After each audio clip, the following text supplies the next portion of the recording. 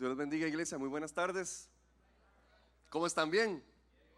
Bueno, pues yo creo que de aquí a las 7 de la noche van a estar mejor en el nombre de Jesús. Le voy a pedir que tome su Biblia y vaya conmigo a Primera de Samuel, capítulo 17. Quiero compartir con usted una palabra que he titulado Deteniendo al ladrón. Hoy hemos declarado que es un día de restitución. Diga conmigo, restitución. Restitución se refiere al momento en el cual recuperamos aquello que es nuestro, aquello que nos quitaron, aquello que nos robaron. Y hoy quiero basarme en la historia famosísima de David y Goliat para hablar sobre este concepto, sobre los momentos en los que Dios viene, visita nuestra vida para que nosotros podamos recuperar aquello que nos ha sido quitado.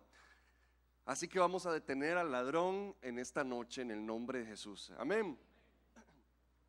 Ese es un capítulo larguísimo, son como 57 versículos, así que si quieres se lo resumo. Había una vez, ¿verdad? Un pueblo llamado Israel que Dios quería mucho y era como todos lindos con Dios y así, ¿verdad? Y otro pueblo que eran todos malos, ¿verdad? Todos mala gente, ¿verdad? Que se llamaban los filisteos. Y entonces los filisteos, como les gustaba hacer la vida imposible, ¿verdad? Pasaban haciéndole bullying a los de Israel. Entonces llegaron un día, ¿verdad? Así como para molestarles la vida. Acamparon ahí cerca de donde estaban ellos. Y el pueblo de Israel salió, ¿verdad? Así todo valiente, ¿verdad? Vamos, no nos vamos a dejar y no sé qué, ¿verdad? Entonces se pusieron en las líneas de batalla y cuando se pararon al frente, de repente escucharon como unos pasos enormes así, unos retumbos, ¿verdad? Me siento como si estuviera hablando con Matías y Valeria. Y entonces en ese momento, de entre las filas, ¿verdad? Empezaron a ver algo, ¿verdad? Alguien que salía y resulta que era un increíble soldado, un soldado experto, que no solamente se notaba que estaba súper bien armado, ¿verdad? Porque venía así full armadura, ¿verdad? Que casco, que la lanza, que la espada, todos los juguetes, ¿verdad? De los soldados, ¿verdad? Venía así súper bien armado. Sino que conforme se acercaba más y más al pueblo de Israel, se dieron cuenta de algo. Ese tipo era literalmente un gigante y medía como 3 metros de altura. En ese tiempo se acostumbraba a hacer algo que era que para evitar como una matanza entre dos ejércitos, se escogían héroes de cada ejército, ¿verdad? Algo así se ve en la película de Troya, la de Brad Pitt, ¿verdad? Que agarran dos ejércitos, los paran uno frente al otro y cada ejército escoge al mejor, ¿verdad? Entonces mandan a los mejores y el que gane entre ellos, listo, ¿verdad? Y así se ahorran una batalla entre todos. Así que los filisteos trataron de hacer eso y mandaron a Goliat, ¿verdad? Mandaron a ese gigante. El pueblo de Israel, cuando vio a ese gigante, se les bajó la fe al piso. En el momento en el que vieron a ese gigante, dijeron: ay no, qué miedo, ¿qué es esto, verdad? Así que el gigante salía, se burlaba de ellos. En las mañanas salían, ¿verdad? Regresaban como nadie salía a retarlos. Lo volvían a hacer en las tardes y volvían a regresar porque nadie le quería hacer frente a Goliat. Y así pasaron 40 días. Imagínense la humillación. 40 días burlándose de ellos en la cara y ellos sin querer hacerle frente a ese gigante Goliat. 40 días. Como a 30 kilómetros de distancia vivía una familia que los hijos mayores estaban peleando ahí. Y el papá viene y le dice al chiquitillo: David, vení para acá, llévale comida a tus hermanillos. Así que David va ahí con la loncherilla, ¿verdad? Él así medio adolescente, ¿verdad? Va con la loncherilla, ¿verdad? Buscando a los hermanos, ¿sí? ¿Dónde están mis hermanos, verdad? Así todo lleno de espinillas y todo. No lo encontraba por ningún lado, ¿verdad? Entonces, ¿alguien ha visto a mis hermanos, verdad? Entonces los andaba buscando hasta que sí llegaron, los encontraron. Y cuando él estaba hablando con los hermanillos, salió el gigante de nuevo. David escuchó la burla que estaba en contra del pueblo de Israel y se enojó tanto que les dijo: yo me lo he hecho, ¿verdad? Y lo único que él sabía hacer era usar unas piedras, ¿verdad? Con una resortera, ¿verdad? Porque era tortero, ¿verdad? Andaba matando pájaros y un poco de varas, ¿verdad? Quebrando vidrios. Entonces solo resorteras sabía usar. Así que se fue con eso. El rey le dijo: no, vaya con mi armadura. Él dijo: no, yo no puedo, yo no aguanto eso. Así que se fue. Se burlaron de él, se rieron de él los del otro ejército, pero él dijo: yo voy a hacer lo que Dios me mandó a hacer. tiró la piedra, pegó al gigante, lo derribó, se le tiró encima, le cortó la cabeza, era un sangrerío eso, tripas por todo lado volando, ¿verdad? Entonces el otro ejército ya se envalentonó, todos salieron corriendo y se fueron a conquistarlos. Esa es una historia muy muy conocida, pero yo siento que muchas veces pasamos por encima cosas importantes, cosas que nosotros no nos damos cuenta. Y le quiero leer, primero que nada, empezando desde el versículo 1 de 1 Samuel 17. Los filisteos reunieron sus ejércitos para la guerra, concentrando sus fuerzas en Soco, pueblo de Judá. Acamparon en Efesdamín, situado entre Soco y Azeca. Pero dice, concentraron sus fuerzas en un pueblo de Judá. Usted sabe que aquí lo primero que nosotros vemos es el problema. El problema es que el enemigo nuestro se atribuye derechos que no tiene. Se atribuye como que puede hacer cosas que en realidad no puede hacer. Y aquí vemos al enemigo que viene y acampa, y no acampa en cualquier lugar, acampa en un pueblo de Judá. No era su tierra, no era su pueblo, no les pertenecía a ellos no eran los que mandaban, ellos no tenían derecho, ¿verdad? Ellos estaban ahí robando el espacio, ¿verdad? Ellos estaban ahí de forma ilegal, ese no era su territorio, ese no era su pueblo, eso no les tocaba a ellos. Y aún así decidieron acampar ahí para atacar al pueblo de Israel. Nosotros somos tan cobardes, nosotros somos tan tranquilos en un mal sentido cuando el enemigo viene y se mete con nuestras cosas. Porque aquí el enemigo estaba acampando en el pueblo que era de ellos, en su territorio. Y ellos sí salieron al principio muy envalentonados, pero después les dio miedo, después no hicieron nada. ¿Y cuántos de nosotros estamos así con el enemigo? ¿A cuántos tienen al enemigo acampando en su matrimonio? ¿Cuántos tienen al enemigo acampando en sus sueños? ¿Cuántos tienen al enemigo acampando en su santidad, en su llamado? ¿Cuántos tienen al enemigo acampando en su mente, en sus emociones? Pero ahí lo dejamos, porque tratamos de sacarlo un día, no pudimos y dijimos, bueno, está bien que se quede ahí. Y muchos de nosotros lo que hemos hecho es que nos hemos estado aguantando como el pueblo de Israel esos 40 días que se burlen de nosotros en la mañana y en la noche. Que los 40 días, 2 veces al día, ¿verdad? Recetados, ¿verdad? El enemigo burlándose de nosotros, el enemigo riéndose en nuestra cara, quitándonos aquello que en realidad nos pertenece, nuestro pueblo, lo que es nuestro, lo que nos tocaba a nosotros. Hermano, ¿sabe cuál es el problema muchas veces? El problema es que nosotros no nos hartamos del enemigo. Yo creo que el problema que tenemos muchas veces es que nos acostumbramos al enemigo y como que hacemos las paces, como que decimos, bueno, mientras se quede ahí, bueno, está bien, le dejo ese pedazo, no lo pude sacar, lo voy a dejar ahí tranquilo. Y estamos dejando que el enemigo esté acampando en los lugares que son nuestros por derecho. A él no le tocan. ¿Quién se cree ese enemigo de acampar en su matrimonio? A él no le toca, él no puede hacer eso. Entonces, ¿por qué lo estás dejando? ¿Quién se cree ese enemigo de estar acampando en tus sueños? Son tus sueños, Dios te los dio, pero nosotros lo dejamos.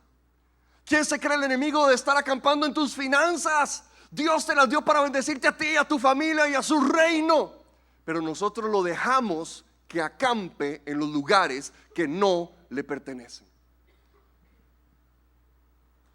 En el pueblo que nos toca a nosotros, en nuestra cancha. ¿Verdad? No hay nada más humillante para un equipo, ¿verdad? Que lo agarren y lo tanden en su propia cancha. ¿Verdad que sí?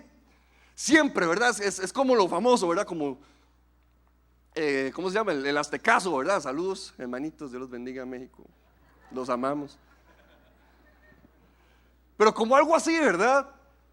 Cuando estamos en nuestra propia cancha, se supone que no deberían humillarnos, se supone que no, que nosotros somos los que deberíamos dominar.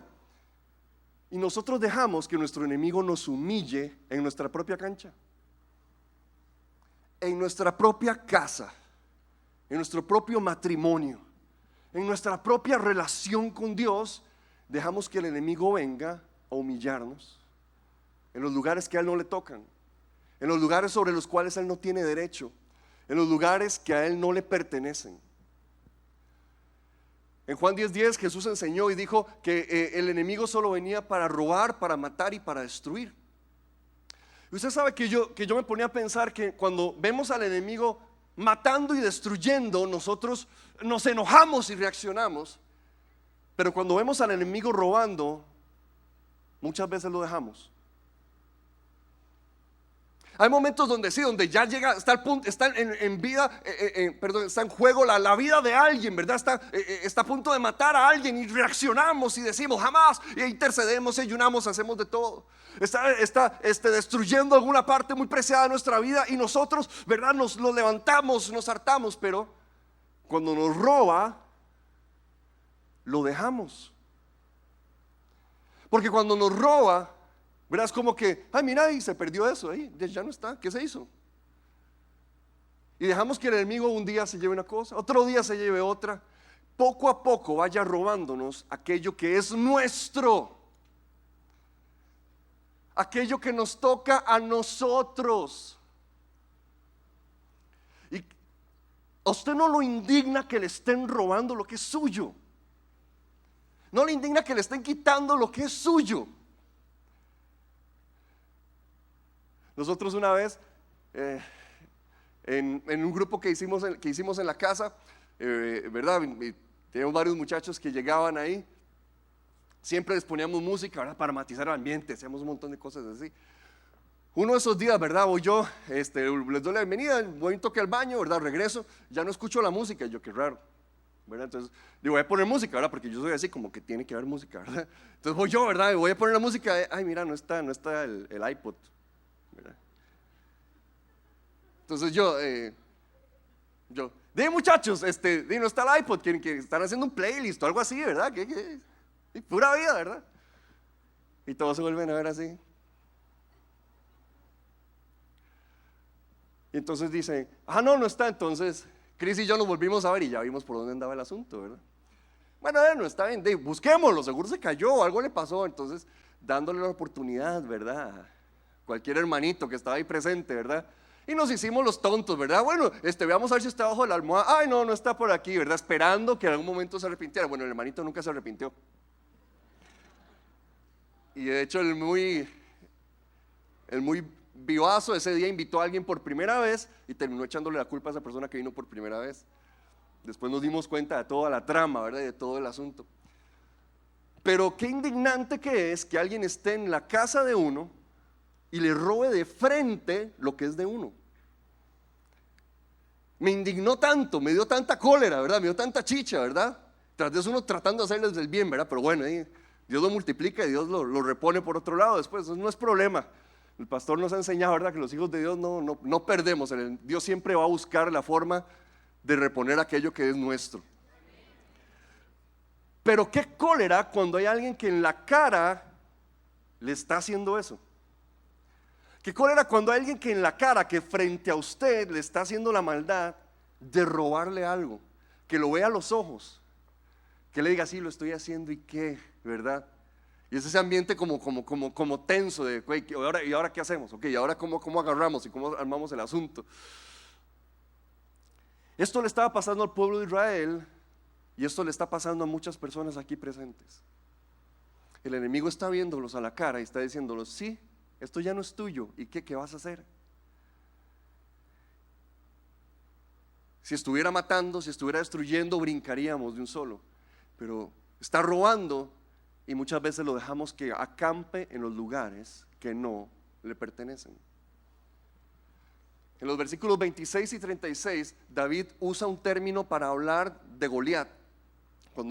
Cuando David habla de Goliat, usa la palabra incircunciso. Y cuando David está hablando de este hombre, el héroe, ¿verdad? Bueno, el villano más bien, que estaba peleando por los filisteos. Cuando David habla de él, dice, ¿y este incircunciso quién se cree? Y le vuelven a preguntar, lo llevan delante del rey y le dice al rey, rey, es que ese incircunciso. Ahora, David no era que andaba chismeando de la vida privada de Goliat, ¿verdad? Había una razón por la que David escoge darle ese título a Goliat. Había una razón por la que David se refiere de esa manera específica a Goliat. ¿Sabe por qué? Porque la circuncisión era la señal de pacto entre Dios y el pueblo de Israel. Y el pacto que Dios había hecho con Abraham incluía 3 cosas. Cuando Dios hizo el pacto con Abraham, que el símbolo era la circuncisión, cuando Dios hizo ese pacto con Abraham, Dios le prometió que iba a ser bendición, Dios le prometió que iba a tener descendencia y le prometió que iba a tener tierra. Las 3 cosas del pacto que Dios había hecho con el pueblo de Israel, la bendición, la descendencia y la tierra, estaban representadas en la circuncisión. Así que cuando David está diciendo este incircunciso, está diciendo el que no tiene derecho a lo que Dios me prometió a mí. Cuando David está señalando el hecho de que estaba acampando, que estaban siendo atacados por alguien que no estaba circuncidado, David lo que estaba diciendo es: esa persona no tiene derecho porque Dios me lo prometió a mí. Y nosotros, ¿por qué cedemos nuestros derechos a nuestro enemigo? ¿Por qué cedemos nuestras promesas a nuestro enemigo? ¿Por qué tan fácilmente dejamos que nuestro enemigo se lleve lo que se supone que es nuestro, lo que ya Dios nos había prometido? ¿Por qué lo dejamos que se nos escape de las manos? ¿Por qué lo dejamos que se lo lleve y que haga lo que quiera? Y déjeme decirle algo. ¿Usted qué cree que con el enemigo se puede vivir en paz? Porque algunos de nosotros lo tenemos acampando y ya hizo casa y ya hizo rascacielos y ya condominios, piscinas y toda la jugada, ¿verdad? Porque nosotros nos engañamos creyendo que con el enemigo podemos estar en paz. Y con el enemigo nunca se puede estar en paz. Con el enemigo no se pueden firmar tratados de paz. Con Satanás no se pueden hacer las paces. Con él no se puede negociar y decir: bueno, está bien, pero quédate ahí. Porque ya había tomado parte del territorio que era de ellos. Estaba acampando en un pueblo que era de ellos. Estaba acampando en la propiedad de ellos. Y ahora empezó a pedir la sangre de uno de los hijos de Israel. Estaba diciendo: mándeme alguno. Mándemelos para demostrarles que los voy a vencer. ¿Sabe qué estaba haciendo ahora Goliat? Ya habían tomado una de las 3 promesas que Dios les había dado. Estaban metiéndose con la tierra. Y ahora estaba llamando a la descendencia que estaba sobre ese pacto. El enemigo siempre va a querer más. Tu enemigo siempre va a querer más. Por eso no se puede negociar con el diablo. Por eso no se puede hacer las paces con el enemigo. Tu enemigo siempre va a querer más. Y la verdad es que el problema ni siquiera es que el enemigo trate de robarnos, porque eso está en su naturaleza. El problema real está en que nosotros nos dejemos. El enemigo siempre va a querer más, siempre va a buscar la forma de agarrar más, de tomar más de cosas que a él no le pertenecen. El problema es que nosotros lo dejamos que se lo lleve. Y decimos: ay, ahí van mis sueños, ahí van mis finanzas, ahí va mi matrimonio, ahí va mi llamado, ahí va mi relación con Dios. Lo dejamos que el enemigo empiece a llevarse y a llevarse y a llevarse y a llevarse. El enemigo siempre va a querer más. ¿Cuándo lo vas a parar? ¿Cuándo lo vas a detener?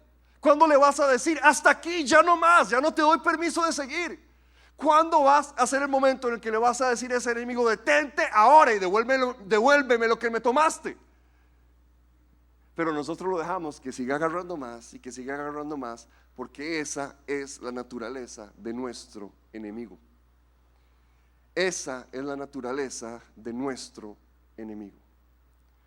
Él siempre va a estar buscando más. Hermanos, se está metiendo con su matrimonio. Déjeme decirle algo: va a seguir con sus hijos. Se está metiendo con tus sueños. Bueno, se va a empezar a meter con tu relación con Dios también. el enemigo siempre va a empezar a agarrar más. El enemigo siempre va a agarrar una cosa tras otra. El enemigo siempre va a tratar de ver qué más le damos permiso. Uy, ya me dejaron acampar acá. Voy a ver qué más puedo hacer. Uy, ya me dejaron quedarme acá, ya me dejaron llegar hasta acá. Voy a ir tanteándolos a ver hasta dónde me dejan. Y nosotros ahí viéndolo. Ay no, diablo, porfa, no. Ay no, porfa. Todos bulliados por el diablo. No moleste. ¿Quién se cree? En Hebreos capítulo 6, versículo 12, dice que nosotros tenemos que imitar a aquellos que por su fe y su perseverancia heredan las promesas. Las promesas de Dios solo se heredan cuando tenemos fe y cuando somos perseverantes. Las dos cosas son necesarias. Y nosotros muchas veces perdemos nuestras batallas con nuestro enemigo. Muchas veces nos dejamos seguir siendo robados porque nos falta o fe o perseverancia para vencer a nuestro enemigo. Porque no hemos tenido la suficiente fe para creer en lo que Dios va a hacer, o porque no hemos sido lo suficientemente perseverantes para tener aquello que Dios nos ha prometido y seguir peleando por eso. Y la fe por sí misma no logra nada. Porque hoy en día, no sé si usted ha visto que uno está viendo ahí un programa de tele y le dice, bueno, y que estén llenos de fe y esperanza, ¿verdad? Y ya. Y que usa que palabras más lindas, ¿verdad? O sea, no las deje de usar si usted las usa, ¿verdad? Para algo así. Está bien, qué bonito. Pero la fe por ser fe no hace nada, no sirve para nada. ¿Sabe qué es lo que hace que la fe sea poderosa? La fe es poderosa cuando está amparada por una promesa y por una persona. Eso es lo que hace que la fe sea poderosa. David estaba reclamando, esta es la tierra que Dios nos prometió. Estaba hablando de una promesa que Dios les había dado, y estaba hablando de la persona de Dios que podía cumplir la promesa que les había dado. Eso es fe. Ahí es cuando la fe funciona. Cuando usted está parado en una promesa de Dios y creyendo que el que la prometió la va a cumplir. Eso, señoras y señores, es fe.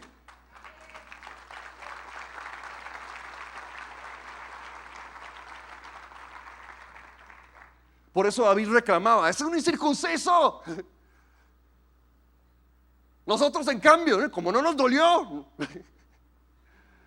¿cómo se va a estar robando ese? ¿Cómo va a estar agarrando lo que no le tocó? ¿Cómo va a estar llevándose lo que no le pertenece? ¿Cómo va a tomar lo que es nuestro si Dios nos hizo una promesa? La fe tiene que estar basada en una promesa. ¿En qué promesa te estás parando? ¿En qué promesa has tomado? ¿Qué promesa has reclamado de parte de Dios? Porque sería bueno que la tenga muy presente.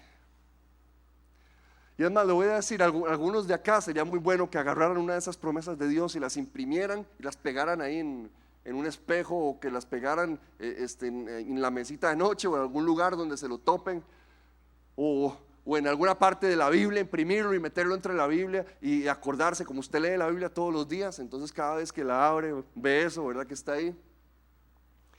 La promesa de Dios.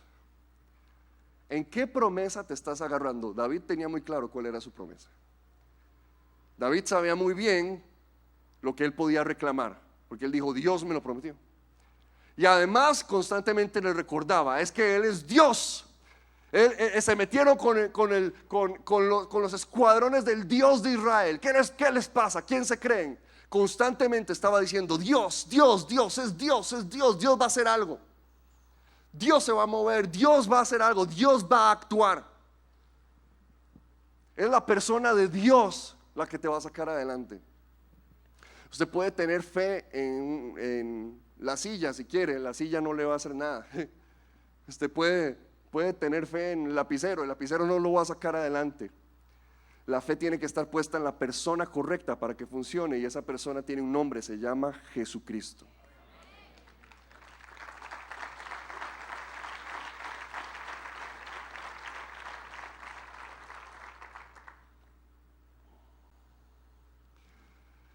Por eso en el versículo 45 David viene y le dice, tú vienes a mí con espada, lanza y jabalina, pero yo vengo a ti en el nombre del Señor Todopoderoso.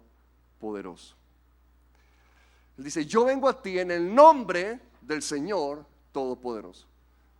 David no tenía las armas, David no tenía el entrenamiento, David no tenía la edad, David no tenía tantas cosas que tal vez Goliat sí podía decir que él tenía. Y eso no significa que David no tenía nada, no, David se echaba leones y David se echaba osos, no es que era un inútil, ¿verdad? No es que pasaba rascándose la panza, ¿verdad? Como esa gente que pasa viendo tele todo el día y después se queja de que no pasa en el bachillerato por andar buscando Pokémones, ¿verdad? Y los estoy viendo, ¿verdad? Los estoy viendo a los que están ahí en el gimnasio en este momento metidos.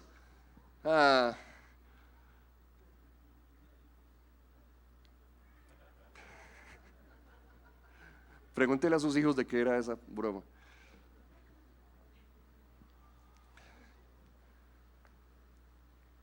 David dijo, yo vengo en el nombre de Dios Todopoderoso. Él sabía en quién se estaba parando, David sabía muy bien en quién estaba creyendo. Eso es fe. Cuando tengo una promesa y una persona capaz de cumplir esa promesa. Eso es fe, eso es fe, eso es fe. Y para cumplir y alcanzar las promesas, dice Hebreos, se necesita la fe, pero se necesita además perseverancia. Hay una parte de la historia de David y Goliat que yo no sé por qué siempre nos la brincamos, y como que solamente, ¿verdad? Entonces decimos porque es como muy impresionante, y David venció a Goliat con la piedra, pero no fue así. Ahí no se acaba la historia. Cuando usted termina de leer la historia, en el versículo, ya le digo, 51, bueno, desde el 50 se lo voy a leer. Dice, así fue como David triunfó sobre el filisteo. Lo hirió de muerte con una honda y una piedra sin empuñar espada. Luego corrió donde estaba el filisteo, le quitó la espada y desenvainándola, lo remató con ella y le cortó la cabeza. Ok, entonces dice la Biblia, David derribó a Goliat con la piedra. Muy bien, se lo pegó, se lo hizo pegado. Es más, de hecho hay gente que dice que como que la diferencia a la hora de escribir frente y rodilla eran muy parecidos, entonces lo que dicen es algunos que se lo pudo haber pegado en la rodilla. La cosa fue que lo tiró al piso. Y cuando lo tiró al piso, no dijo, aleluya, gloria a Dios, cayeron los gigantes, ¿quién dice gloria, verdad? Cuando lo botó al piso, dijo, esto no se ha acabado, todavía sigue ahí, todavía sigue ahí. Es más, lo pudo haber pegado en la frente y él podía estar agonizando, pero déjeme decirle algo, un gigante agonizando es igual de peligroso, ¿verdad? Lo único que necesitaba era agarrar la lanza o el escudo, ¿verdad? Y hacérselo así a David, ¡plá! ¿Verdad? Y David quedaba ahí. David dijo, yo no me la voy a jugar. David dijo, yo esto lo termino en el nombre de Jesús. Así que cuando lo tiró al piso con la piedra, salió corriendo y le cortó la cabeza. El problema de muchas personas es que no le cortan la cabeza a sus gigantes. Les tiran pedradas, pero un gigante, aunque usted le haya pegado una pedrada, se puede volver a levantar medio atontado, hasta agonizando, pero igual sigue siendo peligroso. Y por eso mucha gente le siguen robando y robando y robando en la misma área.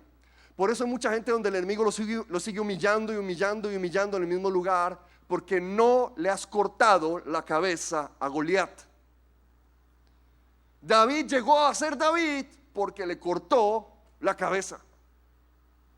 David se convirtió en el héroe que fue porque dijo, no es suficiente con que lo haya tirado al piso, yo a este compa lo termino.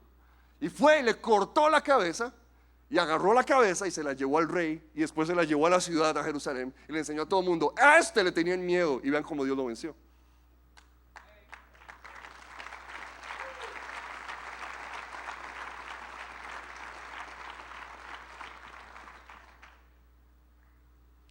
Pero nosotros no le cortamos la cabeza a nuestros gigantes.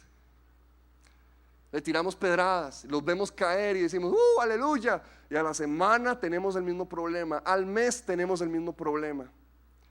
Qué raro, ¿por qué sigo estando en deudas? Porque nunca hice un presupuesto. sea, Dios vino, lo sacó el problema, pero usted no le cortó la cabeza al gigante. Usted siguió con los mismos malos hábitos. Pero qué raro, ¿por qué siempre peleo? ¿Por qué siempre lucho con lo mismo? Porque no cambiaste nada, no le cortaste la cabeza al gigante, lo atontaste, lo dejaste en el piso. Pero Dios anda buscando gente que les corte la cabeza. Esos son los que vencen a sus enemigos. Pero para eso se necesita, dice Hebreos, fe y perseverancia. Muchos no son perseverantes, logran victorias a medias y lo dejan tirado. Empiezan con algo y lo sueltan a medio camino. Al fin agarran el impulso, ¿verdad? Para poder hacer algo, para poder terminar algo en sus vidas, pero lo dejan botado.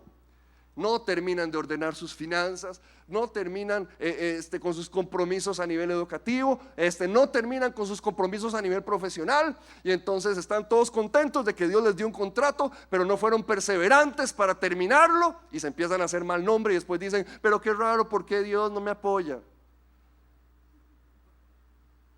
Porque usted es alguien que no le corta la cabeza a los gigantes. Quiere que le dejen de robar lo que es suyo. Empiece a cortar cabezas. Sea perseverante. Termine lo que empieza en el nombre de Jesús.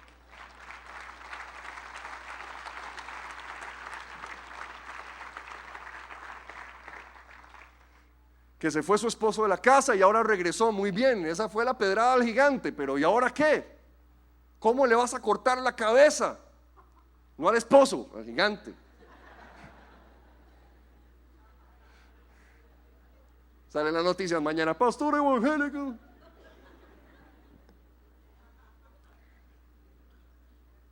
¿Cómo le vas a cortar la cabeza a eso que se trató de robar tu matrimonio? ¿Cómo le vas a cortar la cabeza? Porque entonces, ya regresó a la casa, entonces seguimos, está en la casa, no nos hablamos, no nos vemos, nos caemos mal, ¿verdad? Si puedo, trato de echarle la olla de frijoles encima, hirviendo, ¿verdad? Algo así. Pero por lo menos estamos en la casa, gloria a Dios. Esa gente que tira la pedrada pero no corta cabezas. Dios te quiere cortando cabezas. Dios te quiere cortando cabezas. ¿Quién se cree ese incircunciso para meterse con lo que Dios me ha dado a mí? De hecho, David se lo advirtió antes de enfrentarlo. Cuando Goliat se le puso malcriado, David dijo, ¿sabe qué? Yo a usted lo voy a matar y le voy a cortar la cabeza y le voy a dar su cuerpo a las aves. Y eso fue lo que David hizo. Primero se lo anunció y después lo hizo. Cuando nosotros somos gente perseverante, vamos a empezar a ver las victorias. Pero es que no somos perseverantes. Dice en Santiago capítulo 2:18, muéstrame la fe sin obras, yo te mostraré fe por mis obras. Yo te demuestro que tengo fe por las cosas que yo hago. Hay tanta gente que cree que la fe consiste en quedarse ronco, pero no, la fe no consiste en quedarse ronco. Eso es una parte, y donde usted lo confiesa, donde usted lo habla, eso es una parte. La fe no solo te deja ronco, la fe te deja cansadísimo de noche, arrastrándote en la cama porque no aguantas de la sudada que te pegaste durante el día. Eso es fe. Eso es fe. Cuando usted trabaja, cuando usted se esfuerza, eso es fe. Cuando usted suda, eso es fe. Cuando usted se esfuerza en Dios, creyendo en la palabra que Dios le habló, eso es fe. Y muchas personas están simplemente ahí esperando a que alguien llegue a salvarlos. ¿Quién va a ser? ¿Quién va a llegar? Déjeme decirle algo, el Salvador ya vino hace 2000 años. Y usted fue salvo, ahora muévase, papá. O sea, el Salvador ya vino. Pero yo me imagino que mucha gente está esperando, no sé si usted alguna vez vio, es que no me acuerdo cuál era, de tantas. En una de las películas del Señor de los Anillos, ¿verdad? Están enfrentándose, ¿verdad? Frente a una gran fortaleza y tenían que esperar a Gandalf. Ese es un profeta, ¿verdad? Menor de la Biblia. Entonces, él como que él les dio la promesa, ¿verdad? Del Padre, de verdad, vuelvan a ver a la montaña y al amanecer o algo así, o al despuntar el alba, yo voy a bajar, no sé qué. Entonces la cosa es que están ellos peleando y les están dando por todo lado y ya no aguantan, ¿verdad? Y en eso ven que llega Gandalf, entonces, ¿verdad? Así como, todos con la carilla de Sara que así, ¿verdad? Viene Gandalf, viene y les derrotan a todos los malos, ¿verdad? Y ya, y vencen, y punto. Yo siento que hay tanta gente que está esperando ese, que ve quién va a venir. Déjeme decirle algo, el que iba a venir ya vino. Ya vino, se llama Jesús y te dio la victoria total y completa.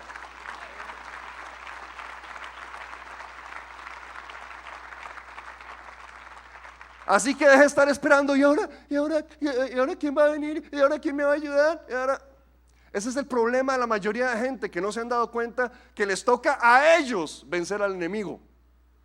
David se convirtió en el gran rey David porque él dijo, yo a este lo derroto. Él no le pasó las cosas a alguien más. Él dijo, nadie más quiere, pues yo lo hago. Nadie más quiere hacerlo, pues yo lo voy a hacer. No me importa que otros no quieran hacerlo, yo sí le voy a hacer frente. Y esa es la actitud que le hace falta a muchas personas. Esa es la actitud que le hace falta a muchos, que quieran comerse la bronca que nadie más quiere comerse. Que quieran de verdad empezar a hacer las cosas que otros no quieren hacer, que a otros les da temor hacer, que a otros les da vergüenza hacer. Deje de estar esperando que venga alguien de afuera, que venga alguien más. Hermano, la victoria de Cristo está aquí en su corazón y usted es más que vencedor en Jesús.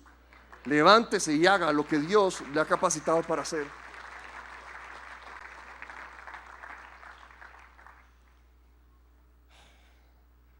Cuando los persiguieron, dice el versículo 51 de ahí de primera de Samuel,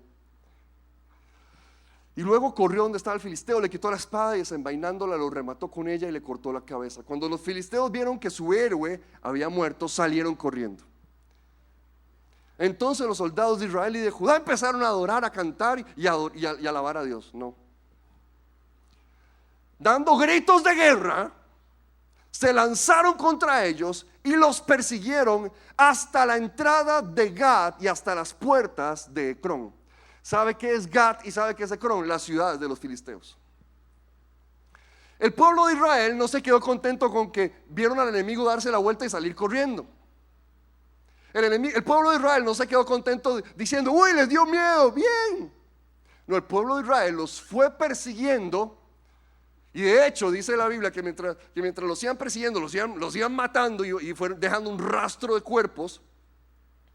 Y se los persiguieron hasta las puertas de su ciudad. ¿Sabe algo? Esa es la vida del Hijo de Dios, esa es la vida del cristiano. Porque Jesús dijo que iba a edificar su iglesia y que las puertas del Hades no iban a prevalecer en contra de ella. O sea, Jesús estaba imaginando una iglesia ofensiva, una iglesia que iba hasta las puertas del enemigo, no una iglesia que se quedaba escondida en las puertas del reino. Ay, Cristo, ven pronto, ay, Cristo, ven ya, ay, Cristo, ayúdanos. Jesús, cuando se imaginó la iglesia, cuando diseñó la iglesia en su corazón, lo que estaba hablando era de una iglesia que iba a ir hasta las puertas del Hades mismo a hacerle frente al enemigo. Y aquí el pueblo de Israel, cuando vieron al enemigo salir corriendo, lo corrieron hasta las puertas de la casa, hasta que ellos se fueron a encerrar en sus ciudades. Esa es la actitud de un perseverante, de uno que por fe y por perseverancia hereda las promesas de Dios. Esa es la actitud de uno que espanta a los ladrones de su vida. Y eso es lo que necesitamos nosotros. Hermano, deje de estar jugando, deje de estar haciéndole las paces con el enemigo, deje de estar creyéndole al enemigo que de verdad usted puede estar en paz, de que mientras él se deje un pedacito, va a quedarse tranquilo. No va a ser así, siempre va a tratar de tener más, siempre va a tratar de robar más, siempre va a tratar de destruir más. Con el enemigo no puede hacer las paces. La única estrategia contra el enemigo es atacarlo de frente y espantarlo de la promesa que Dios te ha dado. Esa es la única actitud que la Biblia nos enseña que tenemos que tener los hijos de Dios.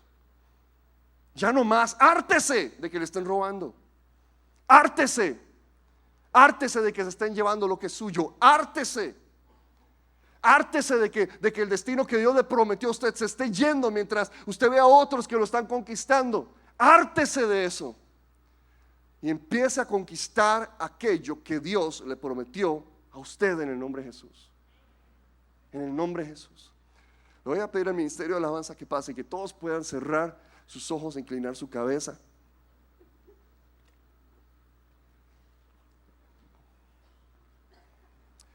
Porque en esta noche quisiéramos hacer una oración con cualquier persona que tal vez me dice: yo he estado viendo cómo el enemigo ha estado robando, matando, destruyendo mi vida.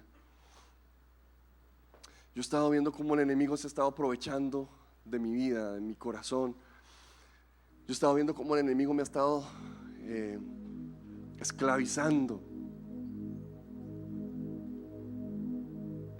Déjeme decirle algo: Jesús vino para que tenga libertad y para que tenga vida. Y usted no tiene por qué andar dejándose ser humillado por el pecado, porque el pecado nos humilla.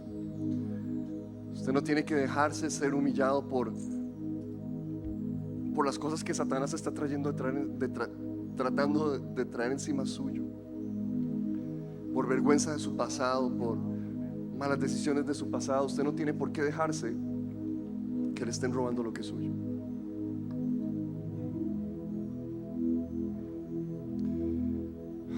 Dios te está dando la esperanza y la salida. Y David estaba simplemente representando a una persona mucho más grande que él. David, uno que venía de la tribu de Judá, de una pequeña ciudad llamada Belén.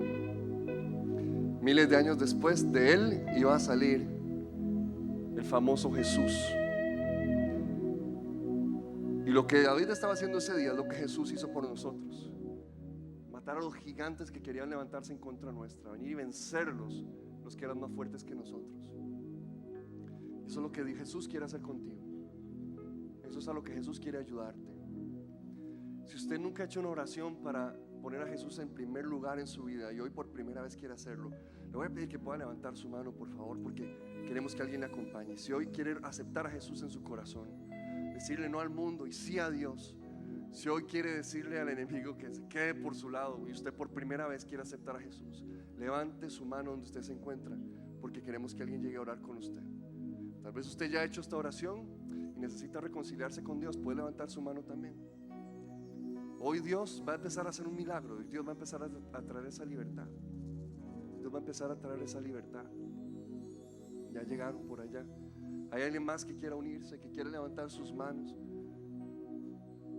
Porque queremos hacer esta oración. Dios les bendiga. Dios les bendiga. Dios les bendiga. Dios les bendiga. Tal vez usted está a lo lejos, nos está viendo. Dios también está haciendo ese milagro ahí. No necesitas que esté alguno de nosotros. Dios está ahí, Jesús está ahí, y Él va a traer esa libertad donde nos estás viendo. Por favor, todos repitamos juntos esta oración y digamos: Señor Jesús, el día de hoy reconozco que te necesito. Señor, yo solo no puedo hacerlo. Necesito a alguien más grande, más fuerte, más poderoso que yo. Señor, hoy me atrevo a creer que me recibes y que me amas y me perdonas. Te recibo en mi corazón, te declaro como mi Salvador. Empieza un milagro a partir de hoy. Amén. Démosle un aplauso fuerte a estas personas y pongámonos de pie, por favor. El equipo de ministerio.